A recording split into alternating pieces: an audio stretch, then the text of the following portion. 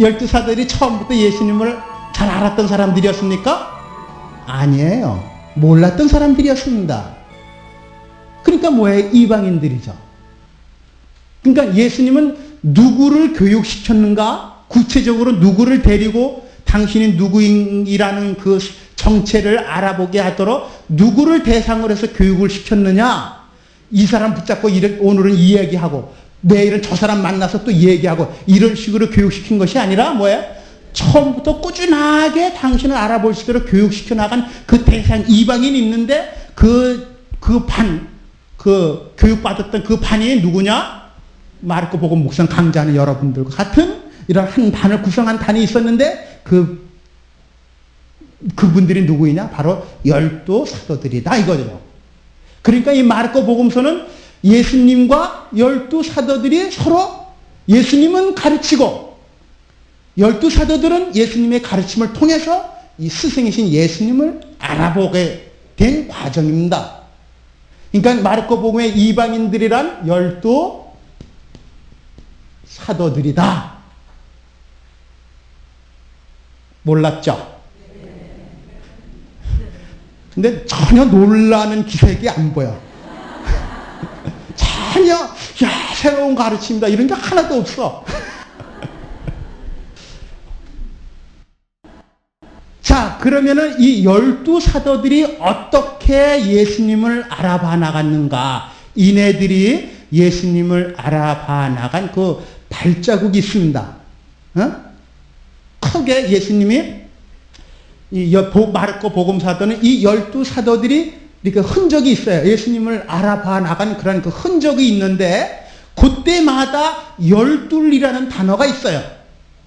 마치 사인이 이렇게 부산에 간다 그러면 중간중간 이렇게 사인이 있듯이 바로 이 무지했던 이방인이었던 이 열두 사도들이 잘못 나가려고 할 때 또 다시 붙잡아서 그게 아니고 이렇게 가는 거다라고 또 열두를 불러서 교육하는, 또 그렇게 가다가 잘 나가다가 또 뭐다 그게 아니고 이렇게 해서 또 열둘 또 잘 나가다 이런 과정이 있어. 그때마다 열둘이라는 단어가 나온다 이거죠.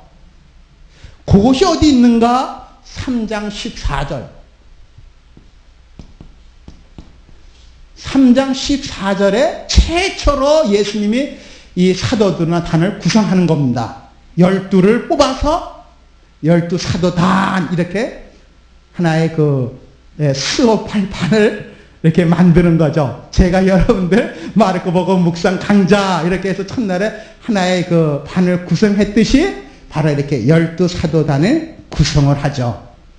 이게 바로 이제 이 열두 사도들을 교육시켜 나가는 과정 출발점은 여기서부터 시작이 됩니다. 이때 중요한 것은 예수님이 그네들을 부르셔서 함께 있게 하셨다는 거예요. 거기에 보면은 그릇을 부르신 목적이 뭐예요? 당신 곁에 있게 하셨다. 당신과 함께 있게 하셨다. 그러니까는 예수님을 알아보기 위해서 무엇보다도 중요한 것은 뭐겠어요? 예수님과 함께 하는 겁니다. 잘 모르지만, 열두 사도들이 예수님을 잘 몰랐지만은 함께 했듯이, 잘 몰랐지만은 함께 걸어갔듯이, 우리도 예수님에 대해서 잘 모르지만은 예수님과 함께 하는 것이 무엇보다도 중요해요. 함께 해야 예수님이 누구인지 알아볼 수가 있습니다. 그런 거 아니겠어요? 함께 하지 않으면 몰라요. 말만 들어가지고는. 우리가 누구를 알려면은 그 사람하고 같이 며칠만 살아보라 그러잖아요. 함께 살아야 그 사람이 코를 고는지, 밤에 잘 때 코를 고는지, 이빨을 가는지, 아니면은 뭘 좋아하는지 그거 알죠? 모르면 몰라요. 함께 한다. 예수님을 알아볼 수 있기 위한 가장 전제적인 조건은 뭐예요? 잘 모르지만 예수님과 함께 한다. 함께 하는 거예요. 그때부터 시작이 돼서 열두를 뽑아 사도로 삼으시고 당신 곁에 있게 하셨다 그러고, 그 다음에 4장 14절 열둘이라는 단어가 또 나오죠. 열둘이라는 단어가 나오는데 예수님이 가르쳐 줬지만은 비유를 통해서 뭘 얘기했지만 못 알아들어요. 그래서 예수님이 12제자들을 불러가지고 딱 그 비유에 대해서 당신이 가르쳤던 그 비유에 대해서 어떻다 하는 것을 다시 설명을 해주는 내용이 4장 10절에 나오고요. 그 다음에 6장 7절 6장 7절을 보면은 예수님이 12사도단을 이제 뽑아서 교육시켰으니까는 이제 파견해요. 가서 너희들도 한번 해봐라. 이렇게 교육시키고 그네들도 한번 해보도록. 그런 12제자 파견하는 것이 6장 7절에 나오고요. 그 다음에 9장 35절 예수님이 중요한 8장 30절에서 선생님은 그리스도이십니다라고 고백을 했는데 그 말을 듣고 8장 31절에서부터 예수님이 사람의 아들은 반드시 고난을 받고 버림을 받고 십자가에 못 박혀 죽을 거다. 그런 얘기를 했는데 그런 아주 중요한 당신이 앞으로 가셔야 할 길에 대해서 분명히 얘기해 주는데도 그런 이야기를 듣고 이 12사도들은 뭐 했는가? 누가 높은 자리에 앉을 거냐. 이거 가지고 싸웠다고요. 그렇죠? 그렇죠? 그러니까 그게 아니고 일로 와. 다시 또 뭐야? 또 다시 교육시키는 거죠. 높은 자리 갖고 누가 높은 자리 갖고 싸울 거냐? 그게 내가 하는 길이 그게 아니다. 그래서 또 다시 불러다가 교육시키는 게 9장 35절. 첫째가 되고자 하는 사람은 꼴찌가 돼야 되고 이렇게 이게 얼마나 어려운 일이겠어요. 그렇죠? 보통 우리가 가지고 있는 어떤 고정관념을 깬다는 거 그거 보통 어려운 게 아니죠. 10장 32절 10장 32절 예수께서 다시 12제자를 가까이 불러 장차 당하실 일들을 일러주셨다. 이건 이제 또 앞으로 잘 못 알아들으니까 순환받고 고난받고 버림받고 못 알아들으니까 또 다시 불러서 가르쳐 주시고 11장 11절 이제 예수님이 예루살렘에 들어가셔서 이제 예루살렘에 입성했다는 이야기는 이제 예수님이 실제적으로 이제는 말만 아니라 실제로 예수님이 이제 고난을 받으시기에 앞서서 십자가에 못 박혀 돌아가시기에 앞서서 그것이 막 실행되는 그런 현장에 제자들이 같이 또 있는 겁니다. 그리고 14장 6절 14장 10절 그런데 14장 10절에 여기까지는 잘 12자들이 그래도 못 알아들었어요.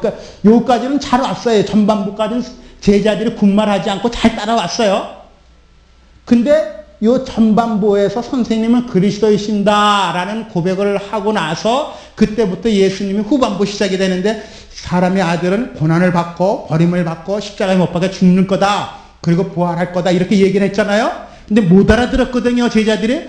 근데 못 알아들었지만 설마 그러시려고 저분이 정말 저렇게 가시려고 긴가민가 하면서 따라갔거든요. 잘 못 알아들었는데. 그래서 억지로 따라가는 거예요, 지금.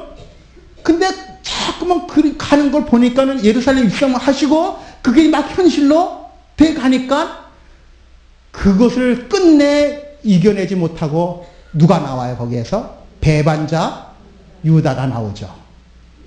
그렇죠? 그것이 14장 10절에서 예수를 넘겨주겠다고 하였다. 그때 12제자의 하나인 가리옷 사람 유다가 대사제들을 찾아가서 예수를 넘겨주겠다고 하였다. 결국은 그것을 못 받아들이고 예수를 떠나는. 자기가 상상했던 예수가 그런 예수가 아니었어요. 그렇죠? 그런 예수였다면 처음부터 따라가지 않았을 거야. 근데 설마 했더니 정말로 이분이 자기가 얘기했던 대로 그런 길로 가시니까 더 이상 따라가지 못하고 예수를 팔아넘기는 그런 불운한 삶을 마치는 유다의 모습이 나옵니다. 그렇지만은 예수님은 당신이 가시는 길을 가셔야 하고 이렇게 해서 마지막에 다시 예수님이 부활하신 다음에서야 제자들이 그 예수님의 그 가신 길에 대해서 다시 이해하게 됐죠. 알아보게 됐죠. 바로 그런 장면에 이르기까지. 그러니까 이렇게 보면은 3장, 4장, 6장, 8장에서도 그 베드로가 9장, 10장, 14장, 11장, 14장 뭐야? 마르코 복음서 한 장 아니면 두 장 건너서마다 열둘이라는 단어가 이렇게 나왔다 이거죠. 그렇죠? 한 장 아니면 두 장 건너서 아니면 석 장 건너서 열둘이라는 단어가 이렇게 나왔다는 얘기는 바로 뭐예요? 이 12사도들이 걸어간 그 과정. 그런 표시죠. 사인이죠. 그때. 그러고 보면은 이 마르코 복음서는 결국 뭐겠습니까? 우리가 믿는 예수 그리스도가 누구이신가라는 것을 알아보기 위해서는 우리도 또한 이 12사도들이 걸어갔던 이러한 길을 우리도 걸어가야만이 된다는 거죠. 어쩌면은 이 12사도들이 걸어갔던 이 길은 바로 우리가 예수님을 올바로 알아보기 위해서 걸어가야 할, 겪어야 할 과정이고 어려움이고 그렇기도 합니다. 그렇지 않겠어요? 이 12사도들이라고 쓴 그 자리에는 바로 나의 자리이기도 합니다. 여러분 한 사람 한 사람의 자리이기도 해요. 정말 여러분들이 이제부터 예수님을 올바로 믿어야 되겠다라고 마르코 복음서를 읽으면서 그 열둘이라는 단어를 만날 때마다 여러분의 마음은 어떤지, 여러분의 마음의 상태는 지금 어디까지 와 있는지 그런 것을 생각해 보면서 보면 바로 그때 제자들이 보였던 그 모습이 바로 나의 모습인지도 모릅니다. 그러니까는 지금 여러분들이 예수님에 대해서 지금까지 어떻게 믿었던 또 잘 몰랐던 그거 걱정하지 마세요. 그렇잖아요? 이제부터 시작하면 돼요. 왜? 시작했으니까. 이제부터 시작해서 잘 가면 돼요. 끝까지 함께만 하면 돼요. 함께만 하면 돼요. 그 길이 비록 내가 이해하지 못하는 길이라 하더라도 예수님의 말씀하신 내용이 비록 내가 지금 이해하지는 못한다 하더라도 중요한 거는 그래도 함께 가는 거예요. 함께를 떠날 때, 예수님과 함께 하지 않을 때 그때는 영원히 예수님을 모릅니다. 영원히 예수님을 몰라요. 12사도들이 예수님을 잘 알았기 때문에 끝까지 함께 간 건 아니었습니다. 그렇죠? 베드로도 몇 번씩 배반했어요. 못 알아들었기 때문에. 그렇지만 베드로하고 유다가 달랐던 점은 유다는 완전히 돌아간 거고 떠나가 버린 거고 떠나간 거고 베드로는 뭐예요? 그러면서도 끝까지 예수님과 함께 한 거죠. 함께 갔습니다. 함께 해야 돼요. 결국은 뭡니까? 이 함께라는 이 말이 12사도들이 얼마만큼 예수님과 그 함께, 그 강도가 더 깊어지느냐. 그렇죠? 처음에 함께하고 예수님 나중에 그런 모든 과정을 겪고 예수님 갈릴레아 다시 만났을 때 예수님과 함께하고는 다른 함께입니다. 무슨 말인지 이해가 됩니까? 함께. 아주 다르죠. 그래서 이 마르코 복음은 이 12사도들의 영적 여정기다라고도 얘기해요. 즉 12사도들이 어떻게 영적으로 이렇게 영적 걸음을 걸었는가, 예수님을 알아보기까지 어떤 영적 과정을 겪었는가, 그런 것을 우리에게 전해주고 있는 복음서다라고도 말할 수가 있습니다. 자, 그렇다면은 예수님을 알아보기 위해서 12사도들이 뽑혔었는데, 그러면은 예수님을 알아보기 위한 그 첫 번째 출발은 어디에서부터 시작이 되었는가? 첫 번째, 12사도들이 예수님에 대해서 가지고 있던 지식이라고는 하나도 없었습니다. 그렇죠? 잘 알았기 때문에 뽑힌 게 아니에요. 다른 사람보다 12사도들이 예수님에 대해서 많은 지식을 갖고 있기 때문에 특별히 이렇게 색출한 것이 아닙니다. 또 다른 사람보다 잘 살았기 때문에 12사도를 잘 사람들만 이렇게 뽑은 것도 아닙니다. 12사도단이라 구성된 그 안에는 예수님에 대해서 전혀 모르는 사람, 공통된 점이 있다면 예수님에 대해서 아무것도 모르는 무지라는 거였어요. 무지. 그러니까 12사도들이 예수님부터 교육받기 위한 출발점은 무엇부터 시작하느냐? 예수님에 대해서 아무것도 모른다는 그 무지로부터 시작된다는 거예요. 무슨 말인지 이해가 됩니까? 절대로 예수님에 대해서 이만큼 알기 때문에, 또 뭘 잘하기 때문에, 다른 사람보다 잘 살았기 때문에 뽑혔다, 그게 아니다 이거죠. 예수님부터 뽑힌 12사도들에게는 세리도 있었고 무식한 어부들도 있었고 뭐 여러 사람들이 나름대로 바쁘게 자기 삶을 살아가는 사람들이, 예수님과는 전혀 관계없던 사람들이, 그런 사람들이 예수님한테 불리움을 뽑힌 것뿐이에요. 예수님이 불렀기 때문에 모인 것뿐이에요. 그때 모였을 때 공통된 점이 있다면 그네들 모두가 다 같이 예수님에 대해서는 아무것도 모른다는 거였습니다. 그 무지, 그것이 바로 예수님을 알아보는데 첫 출발점이었습니다. 여러분이 예수님에 대해서 모른다? 걱정하지 마십시오. 그것이 여러분들이 예수님을 알아보기 위한 첫 출발점입니다. 아주 불행한 것은 여러분들이 자신이 나는 예수님에 대해서 잘 알고 있다라고 생각한다면 그건 불행한 겁니다. 그렇지 않겠어요? 알고 있다 하더라도 겸손하게 알고 있어야지. 알고 있다라고 내가 더 이상 들을 필요 없다라고 이런 교만은, 그거는 가장 큰 장애거리가 됩니다. 자, 그래서 이 12 제자들은 예수님에 대해서 전혀 알지 못했기 때문에 그 마르코 복음서를 보면 이 제자들이 얼마나 무지했었는가, 그런 것을 적나라하게 마르코 복음사가는 얘기해주고 있습니다. 그걸 숨기지 않았습니다. 그 12사도들의 그 비행, 아니면 그 12사도들의 그 창피한 거, 그런 것을 다 얘기해주고 있어요. 예를 들어 본다면은 4장 13절, 너희가 이 비유도 알아듣지 못하면서 어떻게 다른 비유들을 알아듣겠느냐, 아주 있는 그대로 얘기할 수 있어요.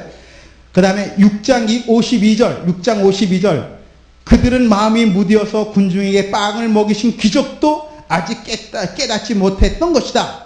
빵을 많이 먹었지만은, 조금 전에 5,000명을 먹이신 그런 기적을 행했지만은 배에 물이 들어온다고 해서 걱정하고 있는 그네들을 보고 예수님이 12사도들을 나무라시는 6장 52절의 모습, 그 다음에 6장 17절에서 18절에 있는 말씀, 빵이 없다고 걱정들을 하다니 아직도 알지 못하고 깨닫지 못했느냐? 그렇게도 생각이 둔하냐?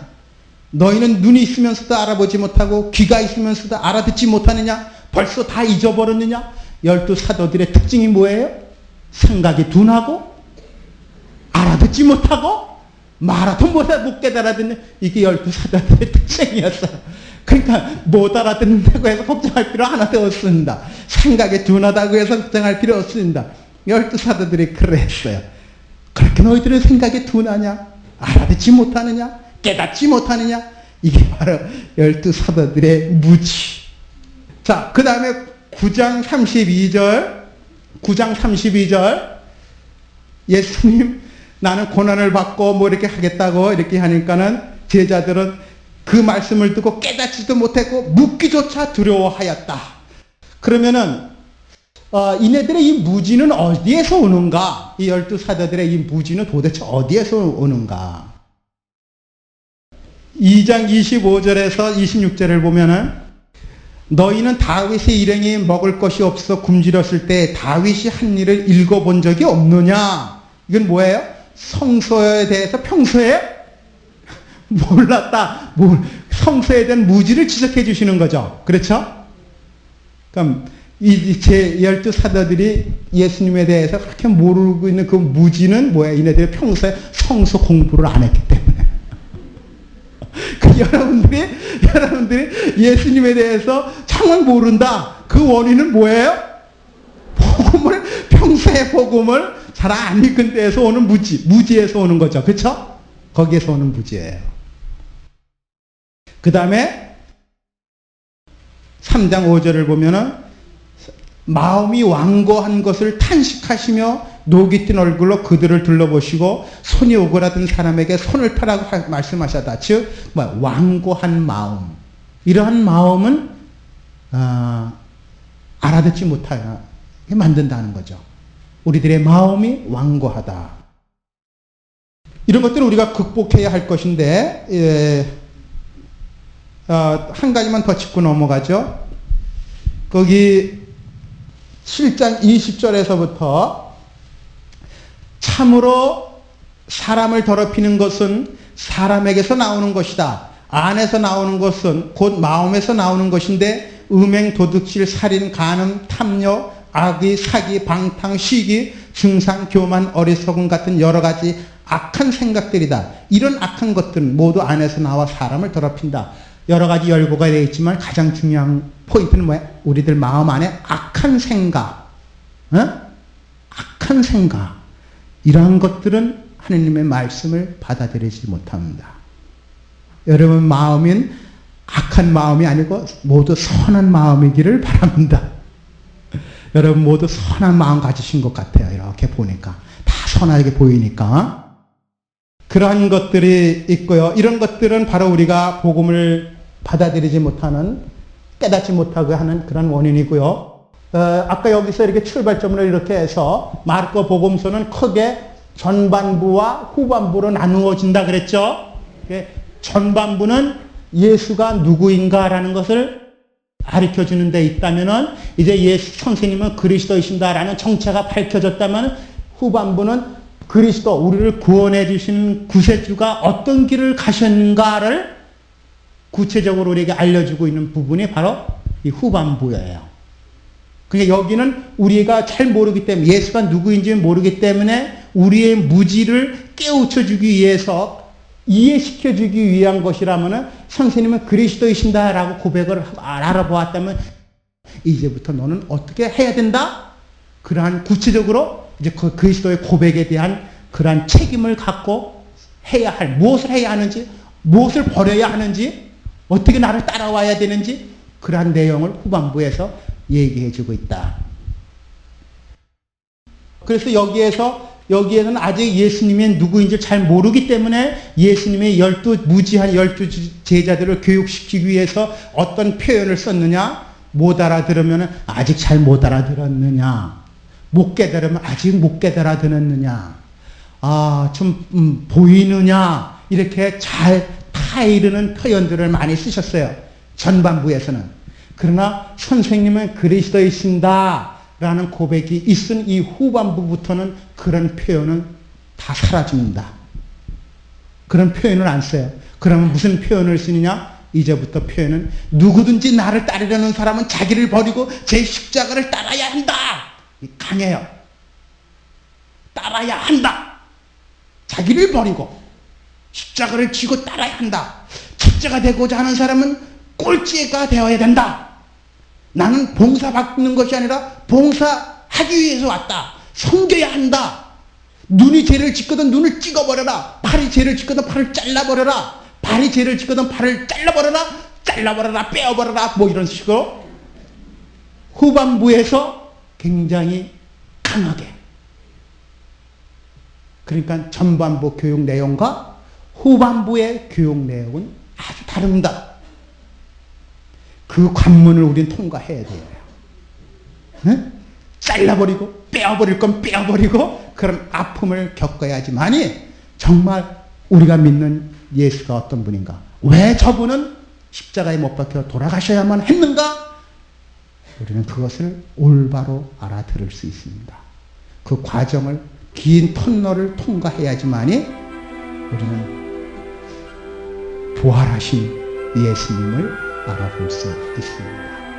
그 여정을 우리는 이 마르코 복음서를 통해서 우리가 걸어가야 할 것 같습니다.